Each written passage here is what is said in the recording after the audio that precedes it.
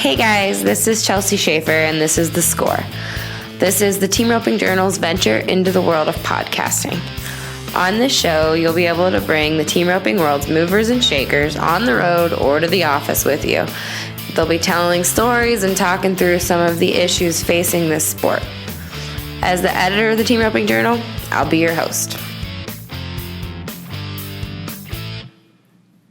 Hey guys, welcome to The Score. This is episode 11 with a special guest, Derrick Begay. But first, I've got another guest to introduce you to. This is our first episode with Caitlin Gustav, who is our new assistant editor at the Team Roping Journal, and she is officially editing these podcasts for me, so I wanted her on to introduce her to you guys if you haven't met her already somewhere out there on the road. Hi, Caitlin. Hey, Chelsea. So Caitlin started out with the Team Roping Journal as an intern last year, and she was just so darn good we kept her. And as soon as she graduated college, she came to work for us. So Caitlin, where are you originally from? I'm originally from San Juan Capistrano, California. And you college rodeoed? Yes, I went to school at West Texas A&M in Canyon, Texas, and I college rodeoed all 4 years in the breakaway and the team roping. And I recently graduated in May, so. And you moved to beautiful Fort Lupton, Colorado? Yes. With 2 head of horses? 2 horses, 2 head horses, breakaway horses. Kind of do it all, I guess. And what do you do for the Team Roping Journal? Tell everybody that might not know. I basically have taken over all social media channels, Facebook, Instagram, and Snapchat. And I write a few articles in the magazine, and I travel. I started traveling a little bit, taking photos, as you've seen on Facebook probably, for Cheyenne Frontier Days and Greeley Stampede. Yeah. That's what you do. That's what I do. That is what you do. Do whatever Chelsea tells me. Exactly. That's what I like to hear. So, Caitlin edited this interview with Derrick Begay. What did you learn about Derrick? You've met him before, right? Have I introduced you to Derrick? Yeah, I met Derrick, actually. Funny story. Met him at Cheyenne Frontier Days a year ago, and he asked me for money so he could buy biscuits and gravy. That sounds just like Derrick. Yeah. So that's perfect. I can't believe we're 11 episodes. It's taken us 11 episodes to do one with Derrick. So I'm really excited about it. What did you learn about Derrick in this episode that you might not have already known? I learned more about his family, like his past. Mm-hmm. It's really interesting. Kind of, I guess, shocking when you first hear it, but with his dad but yeah, they lived it was like a tough life, but it was a good life. They earned it, for sure. That's one of my favorite things about Derrick and a lot of the guys that were raised like him, is that they earned everything they have, fought tooth and nail, and I like to think that this interview kind of helps explain a little bit more about what life was like growing up on the Navajo Nation for Derrick, and then what life's like on the road. So if you listen to our episode of The Short Score, our bonus episode we released last week, you know that even though Derrick has hardly rodeoed all year, he's gone the last month with fellow Arizona cowboy Corey Petska, who is the reigning world champ, and now all of a sudden Corey's in the top 15 in the world and Derrick is 18th in the world.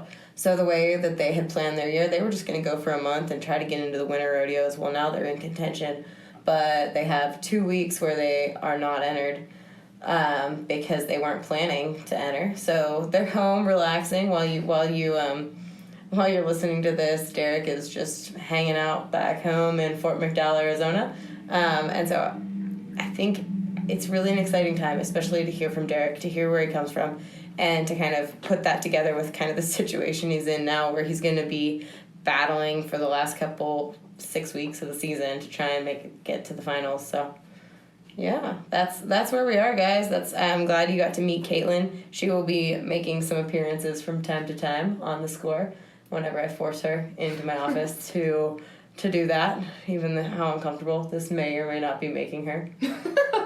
Yeah, there, you could tell she's uncomfortable. Hey.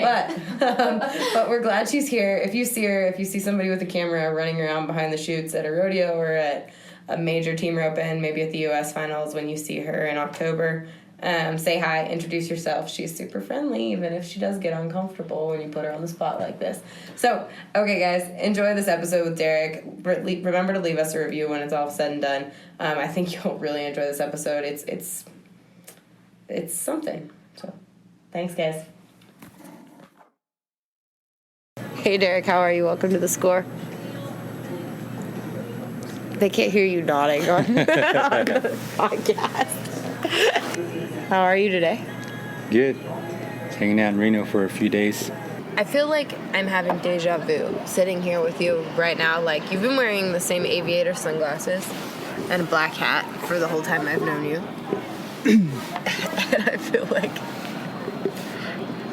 The black hat, or felt, the first time I got in a resistol, I don't remember exactly what year it was.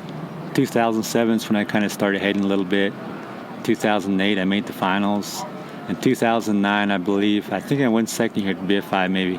Anyway, I got a resistol deal from the people who were resistol, and they come to me and said, hey, you want to come be in our team? And sure, heck yeah. I grew up watching guys that were sponsored by resistol. So anyway, since that day, I think it was in 2009 here at the BFI, I got on resistol, and I said, you know what, if I'm going to get on a hat company, I'm going to start wearing a felt hat, and it's going to be higher than a 20X, I said.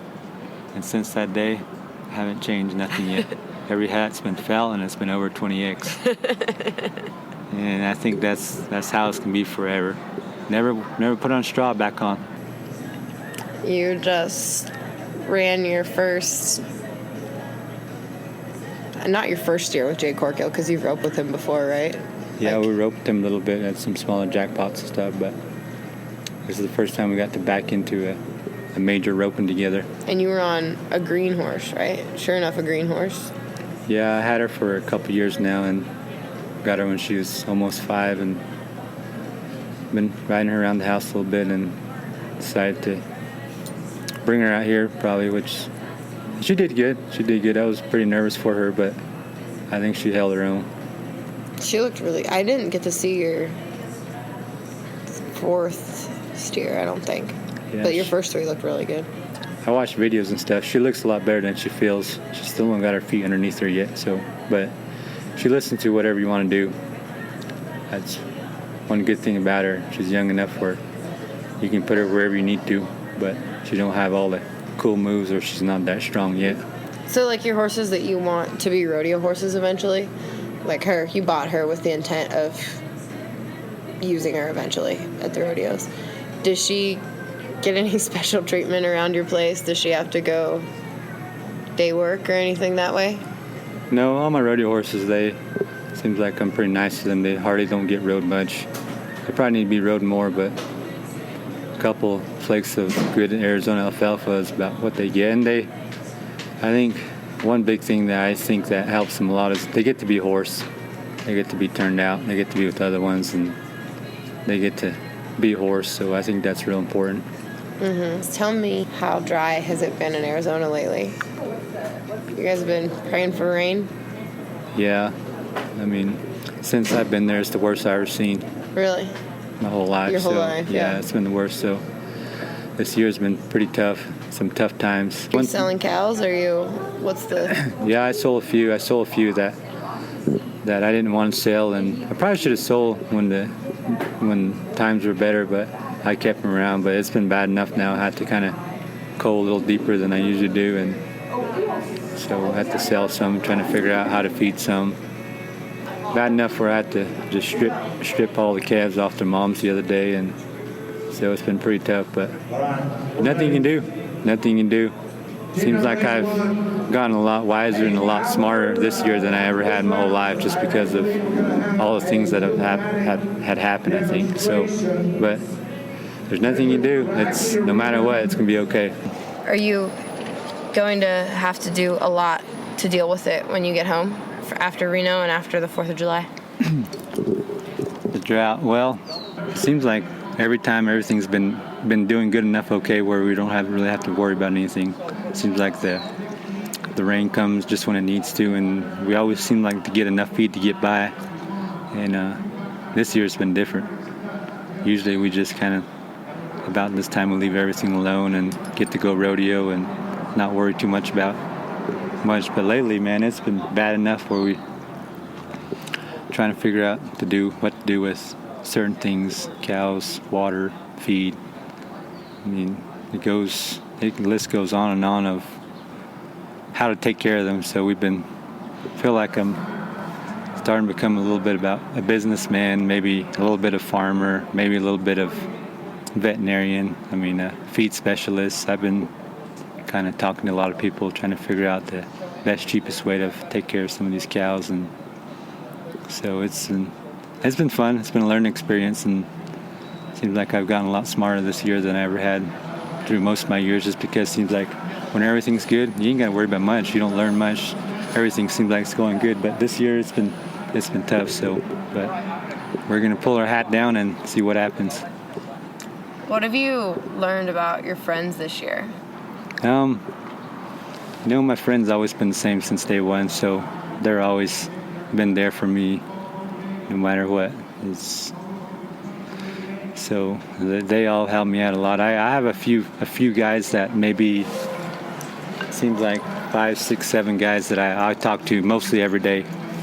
Mostly every day we talk about the weather. We talk about what we're going to do, trying to figure out how we're going to do it, who we need to talk to, or who has the best price to fix whatever, to who has the best idea, or we kind of communicate within each other of how to go about things and just check on each other, see how we're doing. So we close enough where we get to tell each other our own personal problems, and we know each other pretty good. So those few guys, they're always been there and always will. So we've talked about this a little bit lately. Your sister in the last few years has worked for the Team Roping Journal, and before that spin to win quite a bit. She's pretty dang talented. You and Jamie are how far apart? Exactly 1 year. We got the same birth date, but just a year later.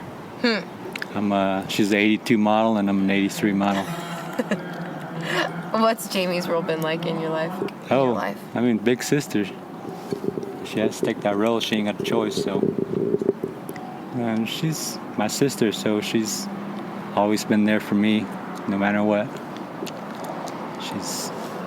We grew up together. I mean, everything that I've done, she was right there with me. So, or whatever she's done, I was there with her. So, we have plenty of good stories together growing up. I mean, we kind of still remember back as far as we can, coming to Reno as little kids and stuff. So we have a lot of good stories together. We have a real good relationship together. Take me into your parents' household. What was it like being a Begay child growing up? Well, my dad, he was pretty strict, and he was pretty old school, and he kind of laid the law down around the house. He made sure I got up in the morning. He made sure I got stuff done, and he didn't give me much slack. He kind of wanted me to make sure I was in the right path. So that's kind of who he was. And I mean, don't get me wrong, he had all the love for me in the world, just because, I mean, I can see it now, just looking back, thinking, man, you know what? I want this kid to be as best as he can. I'm going to make sure and beat on him, so he is. And then my mom, she's loving, caring. So when my dad laid the law down, I go to my mom. She's the one that gave me comfort, and she gave me encouragement, and she that was her. She always had food on the table, and always there with open arms. And still to this day, I'm 34 years old, and nothing's changed. It's still the same way. My dad will still whip my butt if he needs to, and my mom's still there to pick me up. Does your mom rope? No, my mom, she can ride good. She can swing a rope, but she don't rope off a horse, nothing like that. She rides pretty good. She used to be queen in the days and stuff like that, so she knows stuff about horses, and she rides and stuff. She's just a nature rider. Where did you guys grow up? Give me a setting. Set the scene. It's in northern Arizona. It's live on the Navajo reservation. That's where I was born and raised, and the closest town that's kind of famous on the map would be the town called Winslow, Arizona. I live directly north of there, about 50, 55 miles up straight north of there, and it's up on the reservation. That's where I was always at, and that's where I'll always be at. And we grew up it's kind of high desert. We live around a lot of buttes. We got a lot of wind, a lot of sand, and that's where my grandpa and grandma was. That's where they lived, and that's where my mom was raised. And she built a house not too far from them, and I built a house not too far from my mom and dad. So my mom and dad, we probably live about maybe 3/4 of a mile apart from each other. So that's where I live at, and I'm usually at my mom's house probably 80% of the time. So that's kind of where we're from. It's a little community called Sabadelki, or you could call it Tisto, or it's just a small community. There's a little housing, there's a little post office, there's a school that my mom works at probably about 15, 16 miles away from where we live, and there's a store about the same distance. So there's not much activity that goes on out there. I live on a dirt road, so got to get the mail to the post office, and that's about it. It's pretty quiet, pretty laid back, and kind of away from a lot of stuff. I want to learn a little bit now about what it was like on the reservation and what it still is like. No, we still live on reservations. I mean, we got to stay on there. We're still guarded by troops, and we got teepees, and we still hunt buffalo, and we still do war dances and powwows and rain dance. Do you? Oh, good. No, well, that's just the way most people view us. I mean, they view us as long hair and yell and ride horses bareback and wear loincloths and hunt buffalo with spears and live in teepees. Or else they have really negative views of the reservation in some instances, right? They do. They think we're, wild, crazy, drunks, and lazy and trashy and stuff. And they all got those views, which, I don't blame somebody that has kind of view of that, because there are parts of some of the reservation that do have those. Unfortunately, but that's just not there. It goes for everywhere else. So we're just kind of like everybody else. We have our own problems that we deal with, and our own struggles and our own stuff. We have people that got bad alcohol problems, and drugs are starting to get bad around there. But it's one thing I don't know what to do about it. I try to put in my 2 cents every now and then. I try to how to get things better, but it's not a perfect world, so we try to do our best. But my community is, we have all the above, but at the most part, I heard a song the other day says most people are good. So I think that's the case. We all mean good, but one thing about the reservation though, we got crime, but we're not too bad. We don't got the shootings, or we ain't got say that now, but I'm sure there are, but yeah. But we're all good-hearted people, no matter what. It seems that way. It seems that way, the most part. So that's one thing, is you can't judge all us Native Americans by what somebody else did.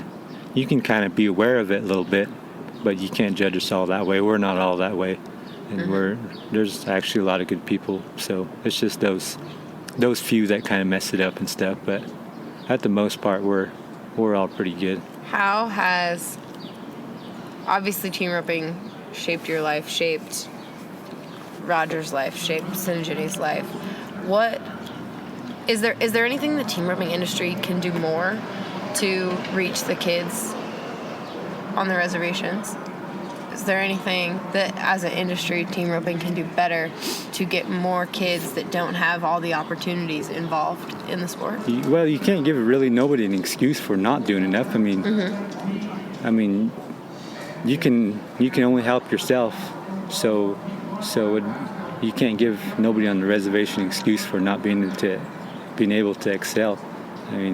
Myself and Rogers and Sinjin, we didn't have much other than what we seen or what we watched or where we went, and we didn't go far. We didn't have all the right resources, or we weren't there all financially. So there's really no excuse for nobody to say that, hey, I wish we could get an opportunity. I wish I could do this. We all never really had, I guess we all really never had nothing but those few opportunities that came by, we took.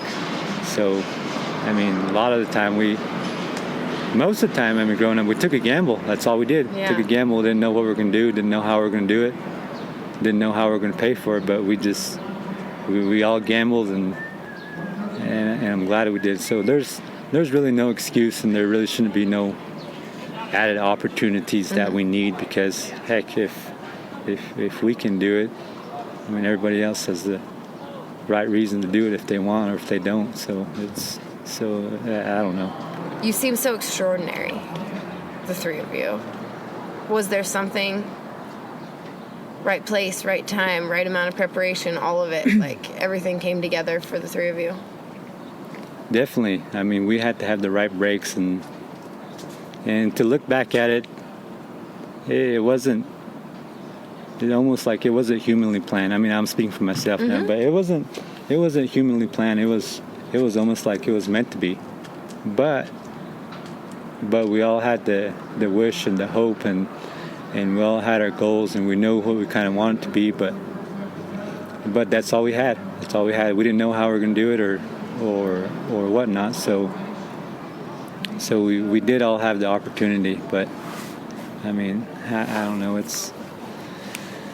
It wasn't planned, but I think you have to have a belief, and you got to know what you want, and you have to meet it halfway. And I think if you can do that, the rest is kind of up to just faith, and the rest is up to God, I guess. So that's how I look at it anyway, because, man, I've been to a lot of cool places, and I always kind of think sometimes, man, I could have went the other way real fast. What if I'd done this, or what if I'd done that, or Yeah, I feel like you're one choice away. what if I tried to do this, or what if this happened, or I was like, I always think like, man, I wonder if I would have still been this guy, or if I would have been a different guy, or if I would have been obviously you could always be a better guy. So, but there's a lot of choices that we've done to get to where we're at. I mean, there was obviously a lot of sacrifices that we had to go through to get to where we're at, but it's fun to look back at it now, and we've gotten by a lot of bad stuff to get to a lot of good stuff, it seems like. Was there a big crossroads in your life that made all the difference? There was plenty of crossroads to look back and think about. I mean, just thinking about Cindy, Ginny, and Rogers, I always think about all the stuff they had to do to get to where they're at. And just growing up, we have our stories of, I mean, I don't know how you say it, poor times, or when we didn't think we knew what we were doing, or we didn't know how to do it. But just think back all this stuff. But there wasn't no exactly one crossroad where we crossed and all of a sudden things were better. And there hasn't been one of those yet. And still to this day, we're still the same way. I mean, we still have to try our butt off, and nothing's still not easy. Just because we're all successful doesn't mean it gets easier. It seems like it even gets kind of harder, or for me anyway. So that's one thing that's always going to be there. Just because we've gotten good doesn't mean life's good and everything's easy and roping comes still natural. We still have to work for it every day, and it still costs a lot. We still have to. It's still business, and there's still a lot that goes into it that we still continue to do to this day. So we're still crossing the roads. Are you a big goal setter? Like, I mean, you wouldn't have got this far if you weren't, but there are guys that right now are saying, it's a gold buckle, it's a gold buckle, it's a gold buckle. What is the goal? For you right now? No, I never had no goals growing up, but the way you think about it, I guess there are goals. I know what I kind of wanted to do. I kind of know who I wanted to kind of be. That I knew the way I kind of wanted to act. That's about, seems like all I kind of knew. But like actual physical goals of winning the world championship or winning this or winning that, I mean, those you have to always think about. Those are kind of more like hopes, and those are more like wishes you want to fulfill. But if a person loves doing something so much, you don't even need a goal. You don't need to write on your bathroom wall and saying I'm going to be the best, or you don't need to look at yourself in the mirror and say I'm going to be the best. You should just naturally have it inside of you where you don't even have to tell yourself. I think that's the way it is, and whatever that thing is inside you, I think that's what you should do. You shouldn't even have to think about it. It should just come natural. And to look back at the way I was, and it seems like I never had to think about if I wanted to rope or not. It's just something I did, and that's something I enjoyed doing. And eventually all those goals and those wishes and those hopes, they all sneak up on you, and like, wow, hey, I remember this is what I wanted. So that's how it is. I love that so much. You said you didn't have a goal, but you knew who you wanted to be and you knew who you wanted to act, and the automatic result was success because of who you wanted to be and how you wanted to act. Like, those are the right ingredients, it sounds like. Yeah, I mean, the best teacher for whatever you want to do is having the love and the passion for it. That's the best teacher. If you have those, you can learn anything you want. You might not learn it overnight, but you can learn anything you want if you have the love and the passion for it. Those are the best teachers. And that's something you can't buy, and something that you can't try to learn. That's not something we can sell. It's just you got to have it inside you. So we talked about a little bit about what it's like on the reservation. What do people not know about the Indian Rodeo Association and going to Indian rodeos? It's always been a big passion of yours. It's never been... You don't miss a lot of them, even when you were rodeoing full time. Well, that's where I started. That's where we all started, St. Jean Rogers. That's where we all started, and that's where we'll all end up one day. That's where I'll end up one day. We still go to quite a few of them at home. There's still a lot of them, and they're a big part in the success we have, just because they taught us of how to compete, how to win, or how to travel, or how to take care of the business part. So Indian Rodeo has a big part of our careers. But Indian rodeos are fun. They're fun. They're not too far from the house, and the same people are at all of them. Same ones. So it's pretty much the same people, but a different place.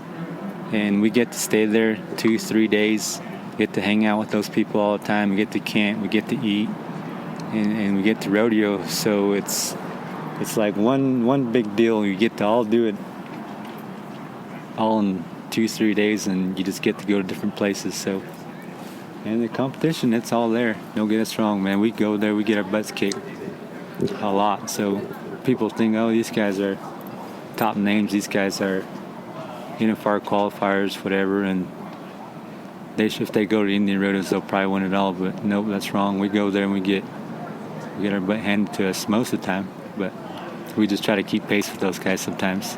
And you get to go to all different parts of the country. You were just in Riverton, right? Yeah. Where was that? Where did that one end up being? That was Riverton, Wyoming. Was it at the casino, or was it? No, it was next to the sale barn. It was next to the river, and it was next to the sale barn. First time I've been there. It was a good place. First time I've been to Riverton, so. And the Indian rodeos are at all the tribes, like many of the different tribes host them. It's not anyone in particular or anything like that. Yeah, the Indian National Finals, they have they're kind of, I guess, spread out through most of the western states, and we all have different tribes throughout most of the western United States, and we have one in Florida that has a rodeo, but most of them are in the western part of the country, and we all have different Indian rodeo associations throughout the country, and they all have one good rodeo. Every association at least has one good rodeo, and we kind of go to rodeos throughout that part of the country depending on where they're at. In the ranking of priorities in the Begay family, some families are God, family, team roping. What was the hierarchy of priorities at your house? I mean, God and family, they go hand in hand. I mean, that's what ties everything together. And then everything else just kind of branches in after that, it seems like. But I think that's the way it is, and that's how it is, I guess. Mm-hmm. They just go hand in hand. They tie everything together, and I guess that's what's gotten us to where we're at today. And how much younger is Brittany? Brittany, I don't know. I don't know what year she's born. I know she's born on February 21st, and I know that's her birthday. But the year, I don't know. I don't know what year she is. She's probably 5, 6, 7 years behind us, maybe. So she's definitely the younger sister. But years really don't matter. I mean, just imagine how we could live if somehow we could forget our actual birth year or burn the papers that we have, our birth certificate. Just imagine how much more life would be fun. You ain't got to worry about how old you are or how old you're going to be or how young you were. It's just living. I think that's the way to look at it. Do you think that's the way Champ looks at it?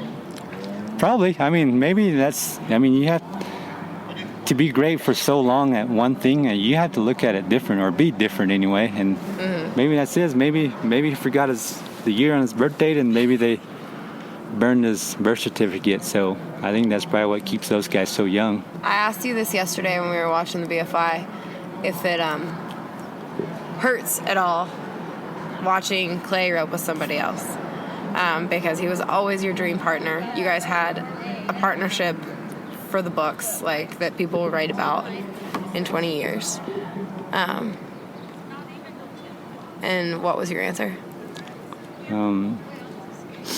Well, I mean, me and him roped together for a few years, and we had a good time together, and we were real successful together. It was obviously it was more than I ever imagined to be like. It's just because I never thought I roped with him. But when the day did come and the day did gone, I mean, I put everything that I could into it, and everything was more than what I wanted to be. So, but just recently, this past winter, I didn't do very good for him, and felt like I was kind of holding him back and trying to not doing what I should have been doing. So we finally decided to talk and told him he needed to get another partner. And so we talked about it there for a couple weeks, and finally he found a guy to rope with. And to see him rope with somebody else other than me, I mean, there's no hard feelings at all. I mean, if it was a bad breakup or whatever you call those things, then yes, it would be, just because that's naturally how it's supposed to be. But in this deal, man, I'd cheer for him more than probably anybody else. So he's been on my team. He's always going to be on my team. So I always cheer for him no matter what. So I always root him on, and so that's how it is with me and him. We're still real good friends. We talk almost every other day. So. Don't forget, this podcast is supported by U.S. Rider, the premier equestrian roadside assistance program in the industry. You've heard me talk about it every episode since the start, and now I want to give you a promo code so you all can subscribe and save money too. You get 14 months for the price of 12 with the promo code PC718. That is P as in Paul, C as in Cat, 718. You only get it if you're listening to The Score. This is a Score exclusive promo code. So head on over to usrider.org and subscribe.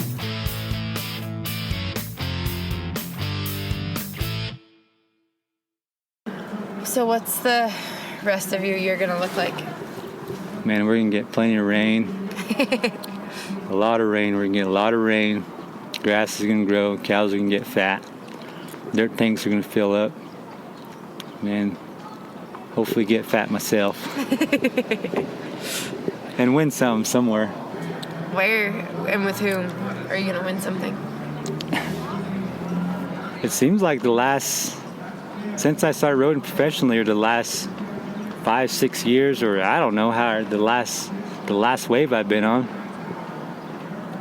it seems like whoever I'm going roping with, it's all up to me if I want to win some or not. And I had some of the best partners in the world, it seems like, and it's always been up to me. So it just kind of depends on what places I want to go to, because it seems like everywhere I go to I have a good partner. So that's how it's always been, and I don't know how long that's going to last. Bucket list partner. Who is your bucket list partner? Who do you got left? Well, it seems like I rope with all the all the top heelers in the world. I rope with all of them at one point or another. I haven't rodeo with all of them yet, but I rope with everybody in the industry, it seems like. So, but just getting to be around them and getting to watch them rope with somebody else, man, that's good enough for me. But I don't have a bucket list of who I want to rope with. So, I mean, obviously Clay O'Brien Cooper, which is for everybody else. So once you fulfill that wish, it's like, okay, well, that was it for me. Check. It seems like, yeah, that was it for me. But there's so many good guys now that you could darn near back in the box with. I mean, not anybody, but most of the top guys, and it's all up to the header nowadays, it seems like. Mm-hmm. What's the biggest opportunity that you're glad you took? I don't think there was a very big one, but I had plenty of opportunity, plenty of small ones, which, I mean, roping with some of these guys I get to rope with, I guess those are big opportunities if you're just talking about the actual roping, my roping career. So roping with these guys that are the best guys going, those are all opportunities, but I guess those are it. I mean, other than having the opportunity to do what I like doing and going places and eating different food, meeting different people, and getting to find out, like, you know, this rodeo and this roping, you never know what's going to happen. So getting up every day thinking, man, this might be the day, this might not. So it's always fun looking forward to figuring out, trying to think about how the day is going to go. So, but I had plenty of good opportunities. What has been the greatest day? You know, you said it might be the day, it might not be. What was the day? Salinas, Cheyenne? The greatest day? In rodeo. The day that you woke up and then you went to bed at night thinking, man, this was it. That was the day. Like, this was a blast. There's been plenty of those. I think there's been plenty of those. Making the finals, getting the rope with Clay Cooper, winning the American. There's been plenty of all those kind of moments. So, Can I ask you a question that I would probably never ask you if I were recording before this?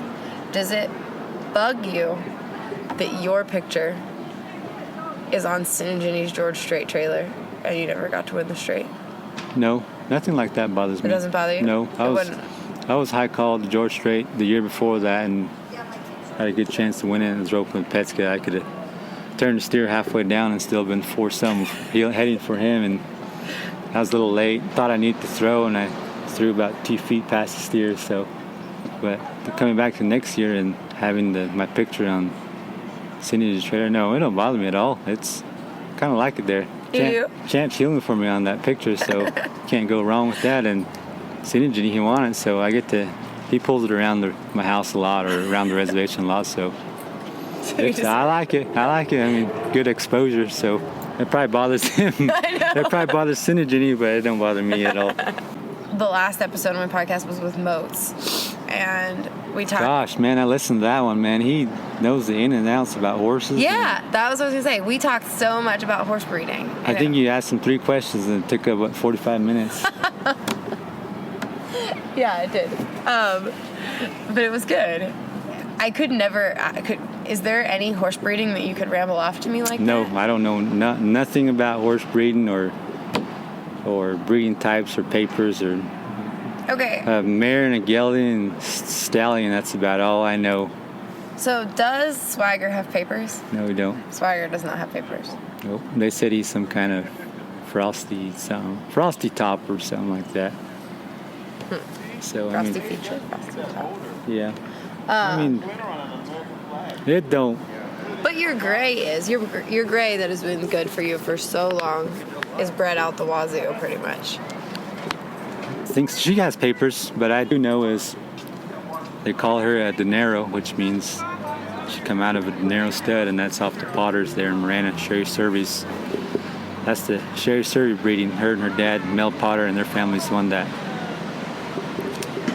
They're the ones that also the rope horse world. So that's about as far as I know. Other than that, I don't know nothing about it. Do you ever say when you're looking for a head horse, does it have papers? Probably when I maybe question the age on one. Mm-hmm. That's about it.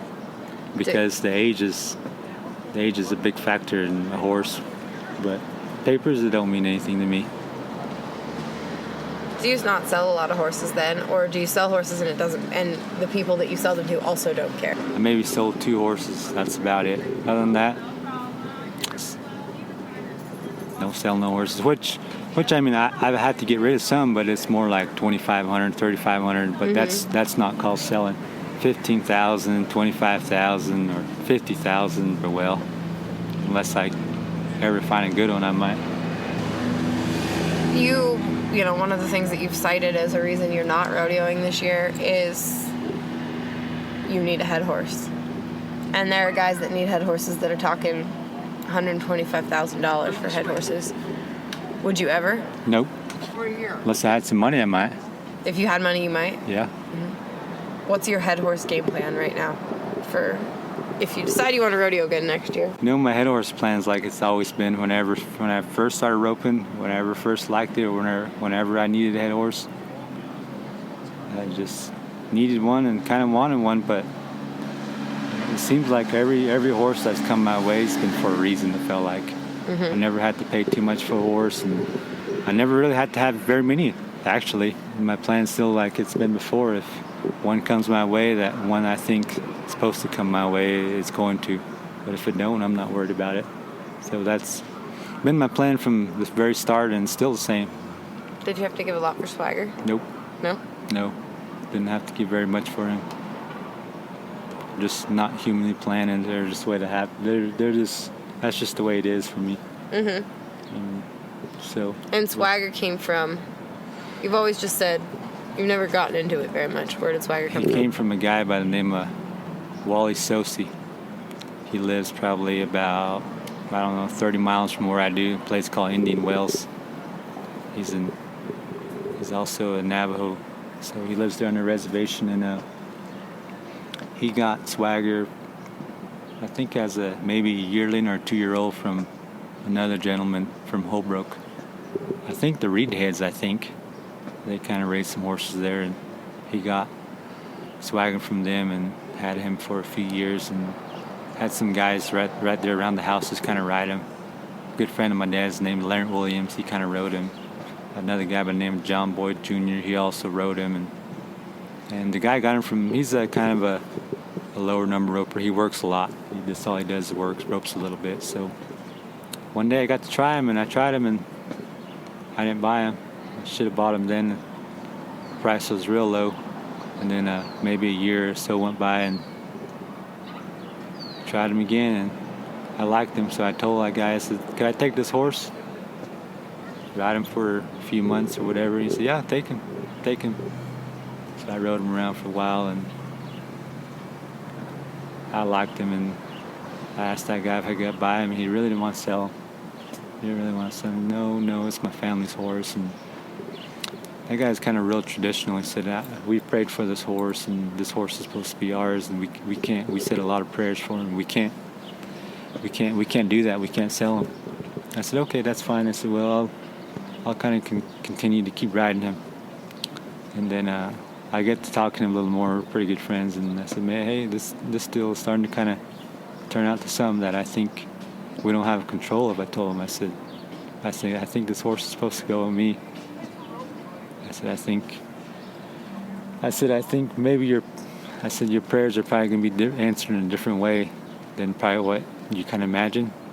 So that's how I got that horse. So it was kind of a neat story for me and him, because he's real traditional. He says a lot of these good prayers, and he prayed for the horse when he had it and stuff, what he wanted to do. And so for me to take it and have that horse all the years and be successful on it, and that horse done real good for me. So it's kind of neat to see, and he's real happy about it. He'll come over just every now and then and check him out and look at him and stuff. So it's been pretty good. Did he get another horse? He's gotten maybe a few more, but just some to fill in the. You definitely got his good horse. Yeah. I tell him all the time, it's still yours. I said, "It's still yours." I said, spiritually it's still yours, but I have him. So he has a good feeling about it. It makes him feel good knowing that hey, this guy said this is my horse, so he's proud of it. And then Julie's doing a story on your old paint horse that's hanging out there. The paint was what started your career. And people say, if you ask Clay Tryon, he still remembers you as some punk kid on a paint horse. Tell me about the paint horse. Where did he come from? Does he have papers? He's no, he ain't got no papers. Heck no, he ain't got no papers. I don't know how old he is, so as far as I'm concerned, he's still young. At heart, anyway. But yeah, that's where it all started. Where it all started, I believe that horse come from a sale barn in Clovis, New Mexico. My uncle, he bought two. I think they were both 2-year-olds. Two little paint horses come in, 2-year-olds, and come through the sale ring, and he bought both of them. He might have bought both of them for $800 or something like that, maybe $400 a piece. That's what they cost. I mean, nobody wanted them. They were paints, and they were thin. They were. I mean, the paint I got is kind of pigeon-toed, and he wasn't. He was ugly, I should say. He was an ugly horse. When I first got him, and my uncle brought him by one day. He said, "Hey, I got a horse for you to ride." I said, "All right, bring him by, drop him off." Dropped him off. I wasn't home. I come back like, "Hey, this is a ugly-looking horse." Anyway, so got on him, rode him around a while. And he was one of those horses. He was thin bone. He kind of had a fast walk. Head was up, kind of hyper. And I saddled him, and he didn't buck or nothing. And I got to ride him around, and he caught on real fast. But I never did the ride and slide, and no fancy turns, or I just rode him. He was just transportation. Any day, one day we had some really fresh calves at the house. Ran them through the chute, and they were just walking out. And I happened to be on that horse and backed him in the box. And the very first run I remember him, and still to this day, I remember like it was yesterday. Man, this calf walked out. He walked out behind it. This calf kind of took off, and the calf really kind of did take off, and he went right beside it, and he was right there with it. And I roped this calf, and I just kind of slowed him down. Calves are fresh. The calf started bucking around a little bit, turned him. My cousin was healing. He healed this calf, and he faced. And that was the very first run I ever roped on that horse, ever. And since that day, man, he's just gotten, well, I mean, never gotten good, but he's gotten, since that day, I was like, man, we could head off this one. And not knowing, we just started, he was just kind of a slave, and we just headed on him all day, Just never tried to teach him right, or never tried to go slow, or never tried to do none of that stuff. We just backed him in there and ducked on him, and that's what he was. But when you start with your first year rodeoing then, and you were hauling that horse around, I know some young guys will be like, hey man, stop, this is my good one, like we gotta stop and water this one, or he was your only good one in quotes. Did you ever treat him like he was special? Did he ever get special? They're always special. Yeah. So I took the best care of him. So he was the only one I had. So I had nothing else to baby, nothing else to be mad at. So he was the only one I had. So everything I'd done, he was right there with me. So, but he didn't. He definitely got special treatment because he was the only one. So I can't see you giving anything much special treatment, but I mean, special treatment to me is some good Arizona hay, alfalfa. That's I don't get no better than that. Mm-hmm. And then the other treatment is I let him be a horse. Mm-hmm. So those are the two best things. And try to keep them away from the vet as much as you can, unless they need to go. When did you make the choice that you weren't going to drink? It's funny. Somebody asked me that same question yesterday. Really?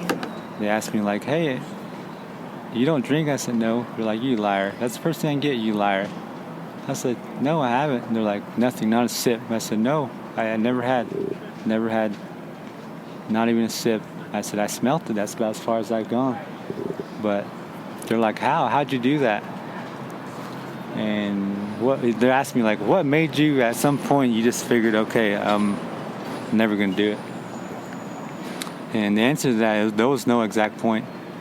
I told him that there was a lot of different reasons, or there was a lot of different moments that come to me that made me not want to drink. I said, just by some of the stuff that I've seen it do negatively to certain people, or certain people in my family, or my mom said no, my dad said no.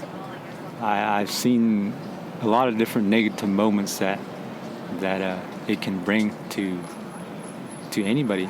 Especially being Native American, we're kind of known. Unfortunately, we're kind of known for being drunks, I guess. So stuff like that is what. Seeing stuff like that and hearing stuff like that, and I still remember as a kid, like, some of the problems it caused in our family and stuff, and just seeing those moments, those are all those kind of things all kind of tie into one big moment of me not on a drink. But and this lady I was talking to yesterday is one that asked me, and she was having a beer at the moment, and she kind of, as I was telling her, she's kind of started putting the beer down. I was watching her. She's had her in her hand, started bringing it down lower and lower and lower. Pretty soon, she kind of had it on the end of her arm there.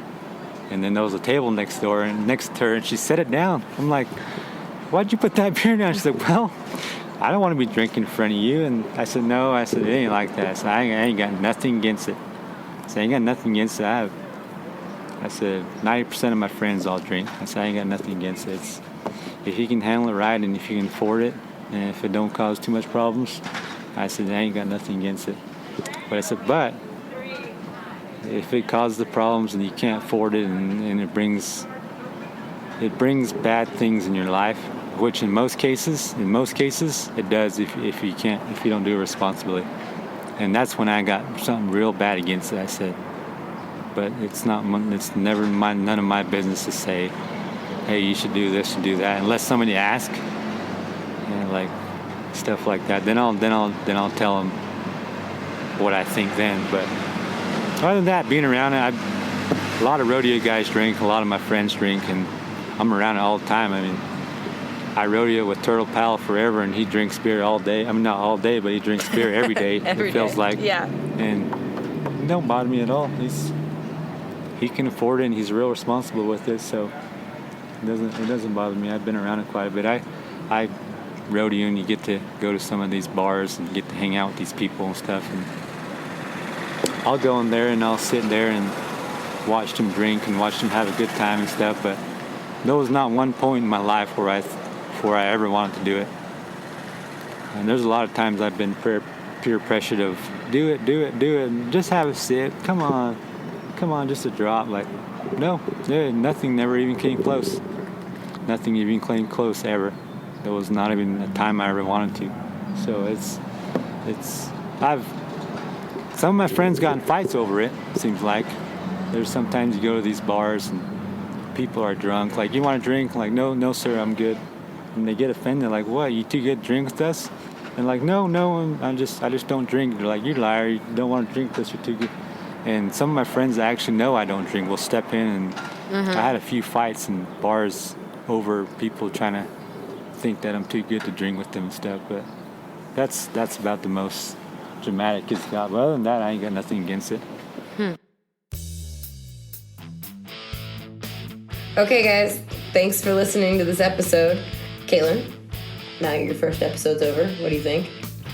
I think it's great. I was excited to be on this episode, and I was excited to edit this podcast and listen to what Derrick had to say.